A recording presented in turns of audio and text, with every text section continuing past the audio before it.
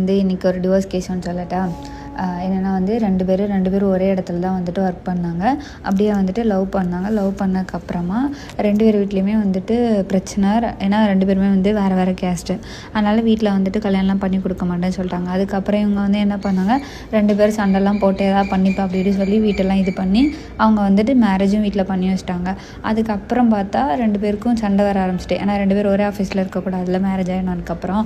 அதனால் 2 பேரும் வேறு ஆஃபீஸ் போனப்போ பொண்ணோட சேலரி பார்த்திங்கன்னா 60 அபோவ், பையனோடது வந்து 30 அந்த மாதிரி தான். அப்போ வந்துட்டு இவ்வளோ டிஃப்ரெண்ட் இருக்கனால எப்போ பார்த்தாலும் அந்த பொண்ணு வந்து அந்த பையனை குத்தி காமிக்கிறது, நீ என்னோட கம்மியாக வாங்குத அதனால தான் இப்படி இருக்குது அப்படின்னு சொல்கிறது.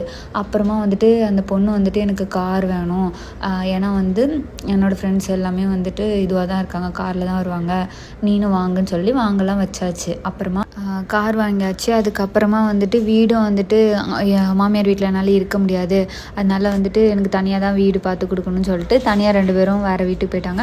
அப்புறம் காரு இந்த ரெண்டெல்லாம் சேர்க்கும் போது இன்னும் அதிகமாக கடன் அது மாதிரிலாம் ஆக ஆரம்பித்தோன்னா, இந்த சேலரி கம்மியாக இருக்கனால தான் இந்த மாதிரி நான் தான் வீட்டே ரன் பண்ணேன் அப்படி சொல்லிட்டு இந்த ஒய்ஃப் வந்து ஹஸ்பண்ட் கூட அப்படியே பிரச்சனை ஆகுது. அதுக்கப்புறம் 2 பேர்த்துக்கு செட் ஆகாமல் அவங்க வந்து 2 பேருமே வந்துட்டு அவங்கவுங்க அம்மா வீட்டுக்கு போயிட்டாங்க.